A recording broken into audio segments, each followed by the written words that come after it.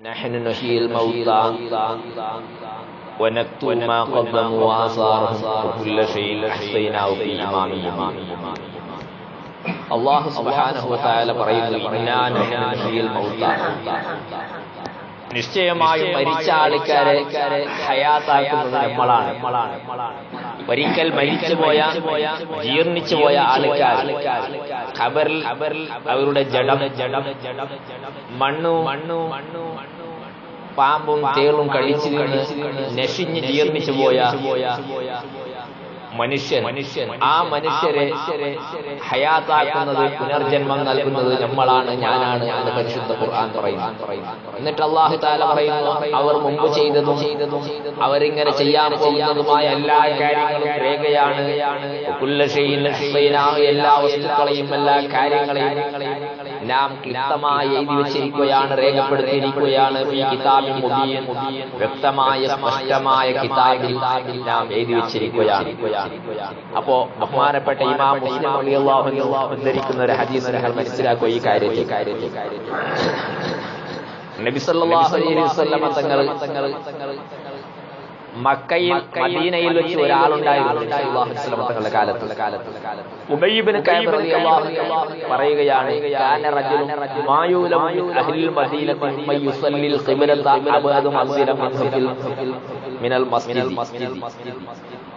നബി സല്ലല്ലാഹു അലൈഹി വസല്ലം തങ്ങളുടെ കാലഘട്ടത്തില് ഒരാളുണ്ടായിരുന്നു മദീനക്കാരിൽ വെച്ച് അല്ലാഹുവിലേക്ക് നിസ്കരിക്കുന്ന ആൾക്കാരുടെ കൂട്ടത്തില്, ഖിബ്ലയിലേക്ക് നിസ്കരിക്കുന്ന മുസ്ലിമീങ്ങളുടെ കൂട്ടത്തില് ഏറ്റവും കൂടുതൽ ദൂരത്ത് വീടുള്ള ഒരാൾ ഇയാളല്ലാതെ ആ നാട്ടിലുള്ളതായും വേറെ ആരുള്ളതായി അറിയപ്പെട്ടിരുന്നില്ല. അപ്പൊ അത്രയും ദൂരം വീടുള്ള ഒരാൾ അയാളാണെങ്കിൽ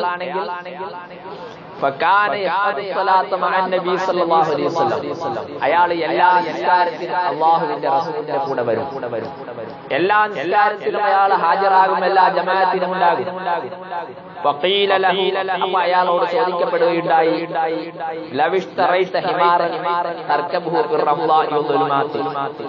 ഈ മണൽ ഭൂമിയിലും ഇരുട്ടുള്ള രാത്രിയിലും സുബഹി സമയത്തും ഒക്കെ നിങ്ങൾ സഞ്ചരിക്കുമ്പോൾ നിങ്ങൾക്ക് വലിയ പ്രശ്നമല്ലേ നടന്നു വരാൻ?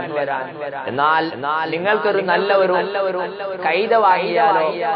നമ്മുടെ ഇപ്പോഴത്തെ കാലത്ത് പറഞ്ഞാൽ ബൈക്കോ അല്ലെങ്കിൽ കാർ. അന്നത്തെ കാലത്ത് ഏറ്റവും വലിയ വാഹനങ്ങളായിരുന്നു കൈതയും അതുപോലെ തന്നെ കുതിരയും ഒട്ടകങ്ങളും.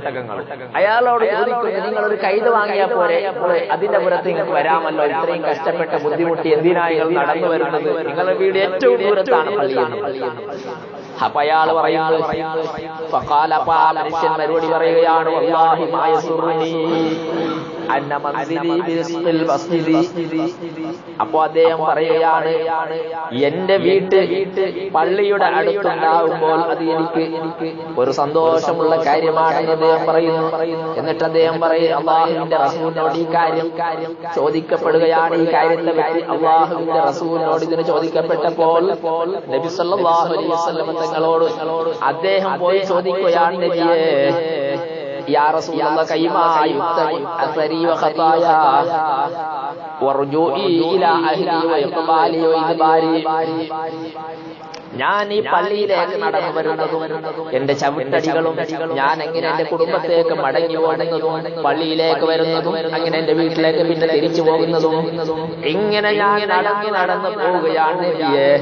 ഇത് ഞാൻ കാൽനടയായി പോകുമ്പോൾ എനിക്ക് ഇതിലേക്ക് വല്ല പ്രതിഫലവും കിട്ടുമോ നബിയേ എന്ന് ഹബീബായി നബി സല്ലല്ലാഹു അലൈഹി വസല്ലം തങ്ങളുടെ ഹദ്റത്തിൽ ചെന്നുകൊണ്ട് അദ്ദേഹം ചോദിക്കപ്പെടുകയുണ്ടായി. അല്ലാഹുവിന്റെ റസൂൽ ഈ കാര്യം അറിഞ്ഞു എന്ന് വന്നപ്പോൾ അപ്പോഴാണ് അല്ലാഹുവിന്റെ റസൂൽ പറയുന്നത്, നീ പള്ളിയിലേക്ക് നടന്നു വരുമ്പോൾ, ഓരോ ചവിട്ടടിയും വെച്ച് നടന്നു വരുമ്പോൾ അതിന് നിനക്ക് പ്രത്യേകമായ പ്രതിഫലമുണ്ട്. നീ കൈലപ്പുറത്ത് കയറി വരുന്നതിനേക്കാൾ, അല്ലെങ്കിൽ നീ വാഹനപ്പുറത്ത് കയറി വരുന്നതിനേക്കാൾ, നീ ഓരോ ചവിട്ടടികളും വെച്ച് വിദൂരമുള്ള സ്ഥലത്ത് നിന്ന് നീ എത്ര ചവിട്ടടി വെച്ച് വന്നോ, ഓരോ ചവിട്ടടിക്കും നിനക്ക് പ്രതിഫലമുണ്ട് എന്ന് പറഞ്ഞാൽ, ഓരോ വട്ടം നീ നടന്നു വരുമ്പോൾ, ഓരോ കാലൊക്കെ എടുത്തു വെക്കുമ്പോൾ വെക്കുമ്പോൾ മാറ്റി സ്റ്റെപ്പുകൾ മാറ്റി വെക്കുമ്പോൾ നിനക്ക് ഓരോ സ്റ്റെപ്പിന്റെ കാരണം കൊണ്ടും ഒരു കൂലി നിനക്ക് കിട്ടും. അത് മാത്രമല്ല, നിനക്ക് ഒരു ദോഷം നീ ചെയ്ത് ഒരു ചെറുദോഷം അള്ളാഹു നിനക്ക് ഓട്ടോമാറ്റിക്കലി നിന്റെ അക്കൗണ്ടിൽ നിന്ന് അള്ളാഹു മാപ്പ് ചെയ്ത് കളയും, അയച്ചു കളയും. അപ്പോൾ വലിയ പ്രതിഫലമുള്ള കാര്യമാണ് പള്ളിയിലേക്ക് നടന്നു വരൽ.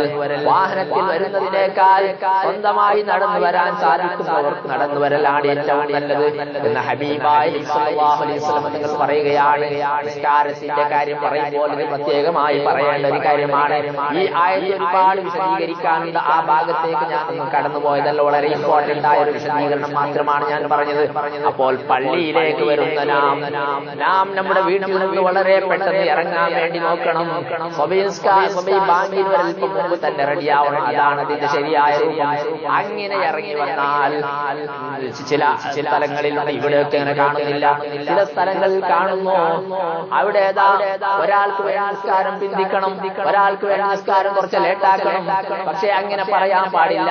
ഇങ്ങനെ പറഞ്ഞാൽ അല്ലാഹുവിന്റെ നിസ്കാരം ഇന്ന സ്വലാത്ത കാനത്ത് അലൽ മുഅ്മിനീന കിതാബൻ മൗഖൂത, അതൊരു സമയം നിശ്ചയിക്കപ്പെട്ട ആരാധനയാണ്. അത് ഒരുത്തന് വേണ്ടി പിന്തിക്കാൻ പറ്റൂല.